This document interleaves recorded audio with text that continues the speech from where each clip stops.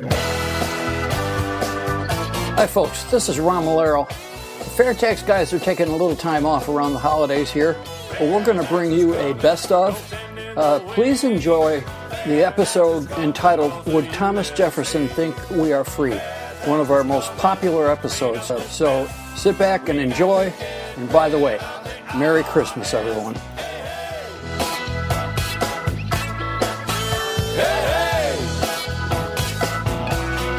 Hello and welcome once again to FAIRtax Power Radio. I'm Bob Paxton. And I'm Ron Malero. And we are the FAIRtax Guys. And we've got a blast from the past for you today. We've been talking about the problems with the current income tax. And that's putting it mildly. And we have described them in excruciating detail in the last two episodes.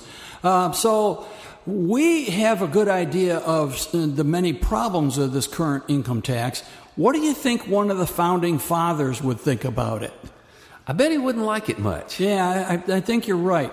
Well, it just so happens that the president of our national organization, the national organization is the Americans for Fair Tax. Steve Hayes is the president of that organization. He and another fellow by the name of Charles Adams, both of whom have been studying and discussing and writing about switching to a consumption tax for many years.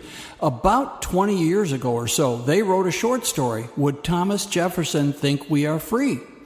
And some time ago, I had a printout of that, and I gave it to Bob here after one of our recording sessions. And the next thing I know, he shoot me an email and said, I'm going to write a radio play based on that short story. And he did. And because Bob knows other radio guys here in Ocala where we live, we were able to put together a very nice production of Would Thomas Jefferson Think We Are Free? Who'd you get to help us out there, Bob? We got my buddy Mel Turner, who I've known for quite a while, is going to play the character of George Morgan, who is just, Joe average taxpayer who's pulling his hair out over the fact that the government's in his personal finances and he's got to fill out all these income tax forms and stuff like that. And then our buddy Chip Morris, who used to have a radio talk show here in town and is now working with the Civic Theater, plays the part of Thomas Jefferson, and yours truly is the Rod Serling narrator here. Yeah. And plus, these guys also are very familiar with the fair tax, so they do a terrific job. I think this production of Would Thomas Jefferson Think You're Free is a very good professional type production. So let's get right into it. Let's listen to Would Thomas Jefferson Think We Are Free?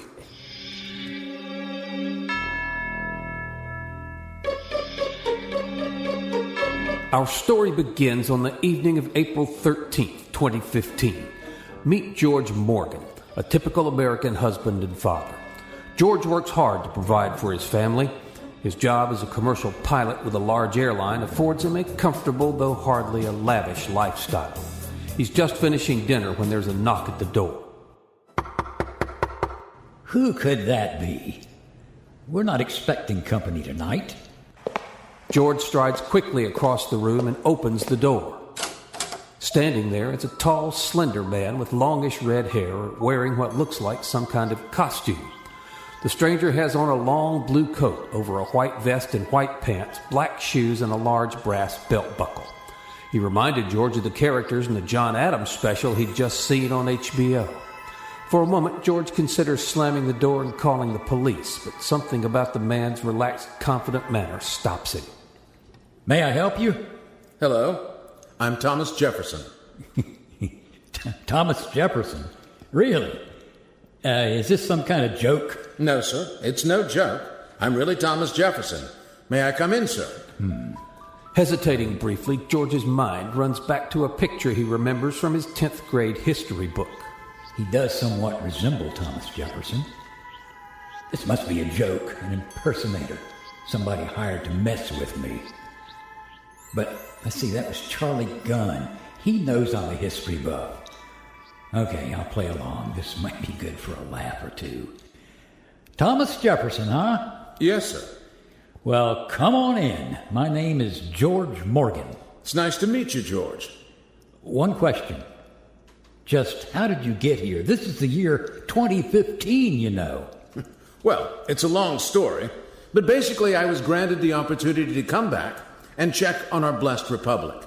We knew that we were embarking on a marvelous experiment with our fledgling nation. No other nation in the history of the world was ever founded on the principles that we all so passionately believed in. We hoped we were building something solid, something that would survive for centuries to come. I'll always remember what Dr. Franklin said right after the Constitutional Convention. Someone asked him what form of government was being proposed. His answer was, a republic, if you can keep it. Many warned us throughout history, as governments become more powerful, the people will gradually give up their freedom. The great Frenchman Alex de Tocqueville may have said it best. Society will develop a new kind of servitude which covers the surface of society with a network of complicated rules through which the most original minds and the most energetic characters cannot penetrate. It does not tyrannize, but it compresses, enervates, extinguishes, and stupefies a people until each nation is reduced to nothing better than a flock of timid and industrious animals of which the government is the shepherd. We were so determined to prove him wrong. We were determined to build a nation that valued liberty and individual freedom above all else, a place where government served the people, not the other way around. It's been a dream of mine for more than 2 centuries to come back and see how well it's all held up over time. Hey, you're pretty good. You've almost got me convinced that you were actually there back then. Sir, I was there. This is not a joke. I am Thomas Jefferson. Oh, okay, if you say so. Well, we're still here, but I think you're going to find that de Tocqueville was a lot closer to being right than you might want to believe. It's a very different country today than it was in the beginning. Indeed. Things do look a lot different. It's rather amazing that I haven't seen one single horse here. How do you people get around? We have cars now, motorized vehicles that run on gasoline, much faster and more reliable than horses. Most families have at least 2. But if you really want to see something amazing, I'll take you out to the airport and show you a jet airplane. A jet airplane? Yes, it's a flying machine. A flying machine? You mean people can actually fly now? Oh, yeah. Airplanes have actually been around for over 100 years now. But today's modern jets, like the ones I fly, can carry several hundred people and fly at about 600 miles an hour. You can get from Boston to Paris, France, in about 7 hours today. 7 hours? In 1784, that trip took me an entire month. Well, you'll find that we've made a lot of progress in 200 years. George and Thomas continue their conversation about all the technological progress that's been made over the past 2 centuries. Thomas is amazed to learn about telephones, television, refrigerators, microwave ovens, computers, electric lighting, and air conditioning. But soon, his attention is drawn to a pile of papers on George's dining room table.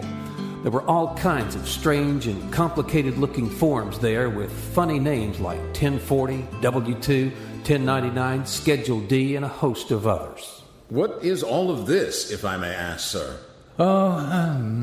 That's my income tax. It's due in 2 days, and it's a real pain in the... well, you know. Income tax? Who collects an income tax? A few states wanted us to have a federal income tax, but we all knew that that was a horrible idea. All of us knew that an income tax was the tax of tyrants. It would allow the government to intrude on the basic rights of free men. That's why a direct tax was expressly forbidden in Article 1, Section 9 of the Constitution. Well, today most states and the federal government all collect an income tax. The federal tax code today is over 77,000 pages long. It's an incredibly complicated process. No one can possibly understand it all. Certainly not the average taxpayer, that's for sure. But it's something every American has to deal with. The way it works is that I have to fill out all these forms telling the government how much money I earned last year and where it all came from. There's a lot of other stuff they need to know too, but when I get it all figured out, I know how much tax I owe. The way they have this set up, the more money I make, the higher my tax rate. Thomas stares at George in disbelief. Where did all this come from? That's certainly not what we had in mind for our republic. Well, of course, they tried to make it easier. My employer has to estimate my tax liability for the year, deduct money from my paycheck every month, and then send that into the government. That's called withholding. If the money withheld from my paycheck meets my tax liability, I don't have to pay anything more. But if it's short, I have to pay the difference by April 15th. If they actually withhold too much, I get a refund, but I still have to fill out all this paperwork to see where I stand with the government. Now, a lot of this paperwork is me trying to reduce my taxable income by taking deductions. I tell them how much I give to my church and other charities, how much interest I pay on my home mortgage, how much I paid for child care and medical expenses, things like that. I also get an exemption for every child, so I tell them how many children I have. Of course, I have to keep pretty detailed records to support the deductions I take, but it does help reduce my taxes. So it's worth the effort, I guess. But you know, a lot of people find all this just too much to deal with, and they pay someone else to do it for them. If you know what you're doing, there's a pretty good living to be made helping other people with their taxes. But I really try to do my own. The real crazy part is that the government already knows how much money I make. My employer, my stockbroker, my bank, anyone I earn money from has to report how much they paid me to the IRS. And then I have to turn around and do it all again on this tax return. I guess they just don't trust me to honestly report my income. It's really an insane system. It is an insane system. Are you serious? You not only have to report to the government how much money you make, but you have to tell them how much you gave to your church, how much you spend for medical care, and how many children you have? That is none of their business. Now, what is this IRS of which you speak, sir? The Internal Revenue Service. It's this huge federal agency that costs about $10 billion a year to operate. They administer the income tax, and you sure don't want to get on their bad side. They have the right to audit your tax return, and they can go back several years. They can come into your home and demand that you produce documentation for every number you report on your tax return. That's why you need all those receipts and records I was telling you about. They can inspect all your financial records and make you account for every transaction. They can seize those records if they want to, and can even take your computer if you keep your records electronically. Then, if they're not satisfied with your explanations, they can arbitrarily declare that you owe more tax. At that point, they can seize your bank account, garnish your wages, even take your house, all without you even being charged with any kind of wrongdoing, much less being convicted of anything. They can even make you testify against yourself under oath.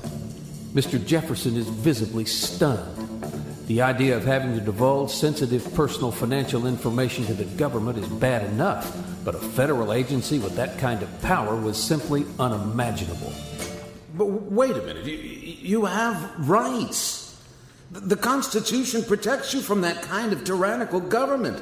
You're guaranteed due process. You're protected from unreasonable search and seizure. You're presumed innocent until proven guilty. It's all right there in the Bill of Rights. Welcome to the 21st century, my friend. None of that stuff applies when it comes to the IRS. They pretty much do what they want to, and they get away with it. Mr. Jefferson feels like he's been hit with a sledgehammer. For a few moments, he's rendered utterly speechless. Sadly shaking his head, he begins to realize that the past 200 years have not been so kind to the republic that he and his fellow founding fathers so dearly loved. Let me try to understand this, sir. People in this country today have to tell the government all about their personal finances. The government helps itself to part of everyone's paycheck before they get it, and that it has the power to swoop in and demand even more without any due process or presumption of innocence. Is that right? Yep, that's about it in a nutshell. At this point, Mr. Jefferson collapses into a chair with an ashen look on his face. Cradling his head in his hands, he stares down at the floor. A small tear begins to trickle down his cheek. George just stands there looking at him, suddenly feeling guilty but not knowing what to do. I can't believe this. This is worse than anything the British ever tried to do to the colonies. We fought a long and bloody revolution against a government far less intrusive and tyrannical than this. Thousands of freedom-loving patriots died so that men might be free from oppressive government. Tell me, George, how did this happen? Surely there must have been some grave financial emergency that required the imposition of such a despotic tax system. Free Americans would never accept something like this unless there was some incredibly dire circumstance. There was no emergency. There were people in the country who thought it was simply not fair that some people made so much more money than others. The tax was to be used to provide some benefits for poor Americans. But they can't do that. An income tax is strictly forbidden. Don't your leaders understand history? All of us who worked on the Constitution knew history. We knew that great civilizations began to decline when they introduced direct taxation. We specifically disallowed direct taxation because we knew it would yield the same results that other nations had already experienced. We knew that direct taxation invariably leads to the erosion of individual rights and the oppression of the minority by the majority. Most importantly, direct taxation allows the government to steal at will from its citizens. We knew all that. We knew all that. So we wrote provisions into the Constitution to be sure that that would never happen here. Have today's Americans forgotten history? I guess we have. As I said, in the early 1900s, there were people pushing for an income tax as a way for the government to provide some benefits to poorer Americans. They promised that it would be just a small tax on a very small number of people. Only the richest of the rich would have to pay it, and they could easily afford it. The people saw no reason to oppose a tax that didn't affect them. In fact, most were actually quite happy to see the government take money from the rich. Economic justice, they called it. So they amended your Constitution. The 16th Amendment was ratified in 1913, and that amendment gave the federal government the right to collect an income tax. I guess no one imagined how big, how cumbersome, and how intrusive it would become. Those fools! How could they have been so blind to history? How could they not see what an income tax would become and what it would do to the people? Yeah, they sure made a mess. Not only has the income tax grown into a horrible monstrosity that no one understands, the country is now $18 trillion in debt. And it's getting worse by the day, and there's no end in sight. $18 trillion in debt? How did that happen? I remember exactly what I said back in 1789.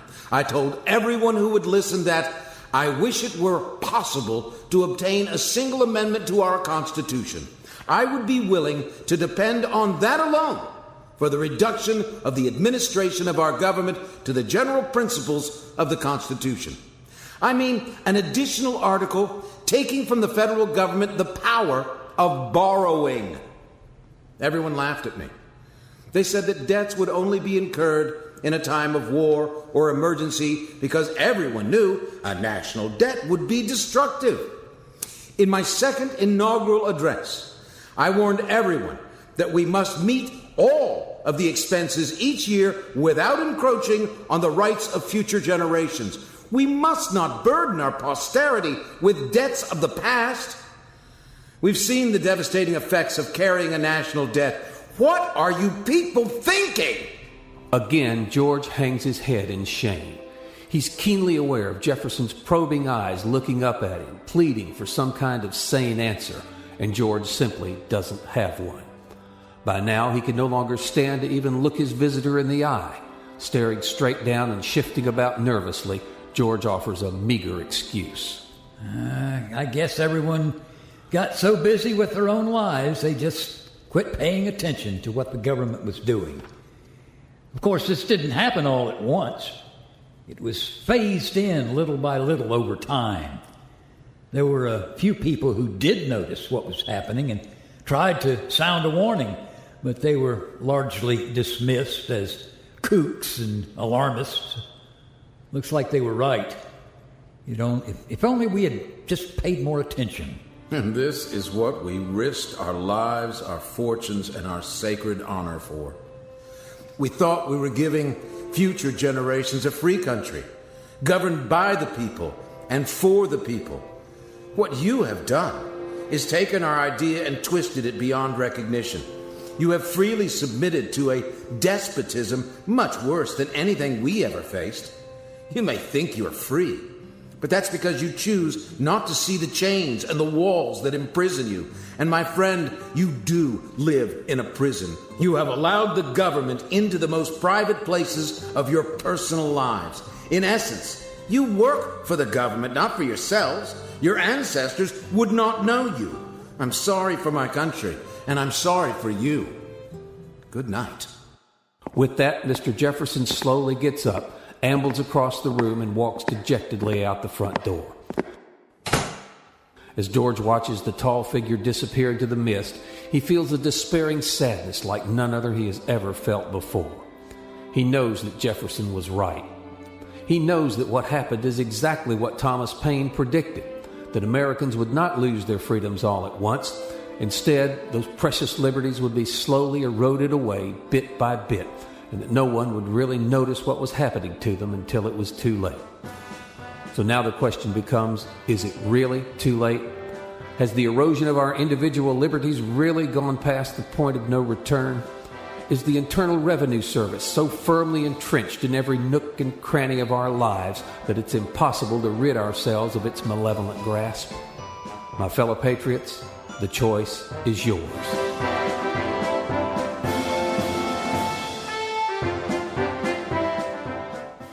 Most profound.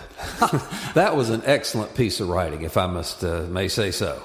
Well, it was based on a great little short story. Bob wrote the script.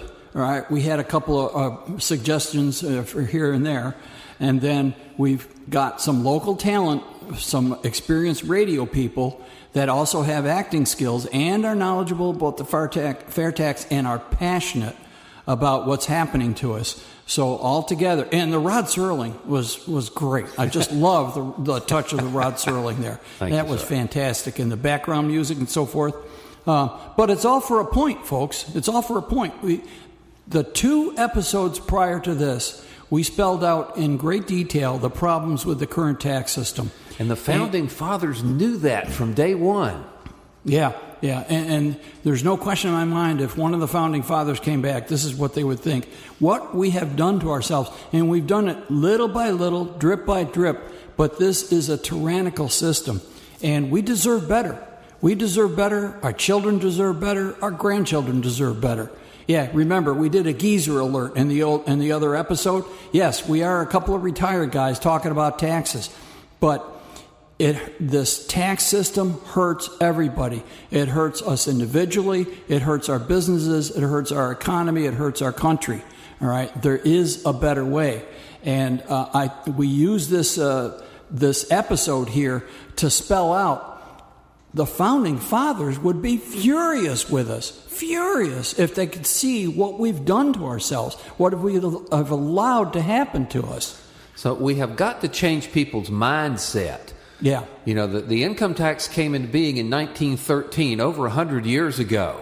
which means that just about everybody living today and paying taxes today, I mean, it's not just about, I bet every person living today and paying taxes today is the only system they've known was the income tax. Yeah. And so it's just ingrained in their head that that's the way you do it. But there is a better way. We've got to get rid of the worst possible way. The Founding Fathers would hate what has this come into.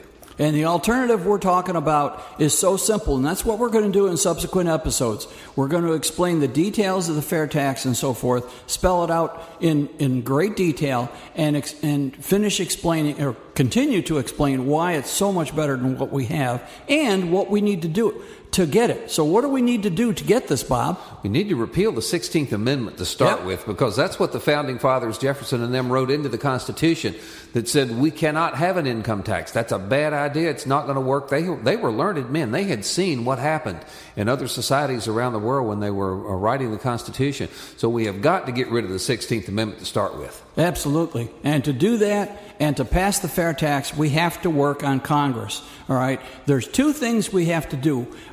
As we are doing in this program, we're trying to educate as many people about the greatest alternative to the current tax system, and that's the fair tax. Educate as many people as possible. Yeah, get them to realize that there is an alternative. Yeah, most of them don't think there is. Yeah. Some people have just gotten too used to the income tax. So let people know there is a viable alternative that has a lot of research behind it, over $20 million, and to get them to help us. BigSolution.org. Go to BigSolution.org. There's 4 buttons there. Start with the connect button, and you put in your name and address and so forth, and you connect with the Americans for Fair Taxation. And then continue from there. I'll just leave it at there. Go to FAIRtax.org. Become a member there also, and contribute. All right. There is actually... let me flip back to BigSolution.org, because there is a contribute button. The other thing is we have to work on the members of the Ways and Means Committee. We now have you might say, a good friend in the Ways and Means Committee, and that is the new chair of the Ways and Means Committee, Kevin Brady. He has been a Fair Tax co-sponsor since the first day it was introduced back in 1999.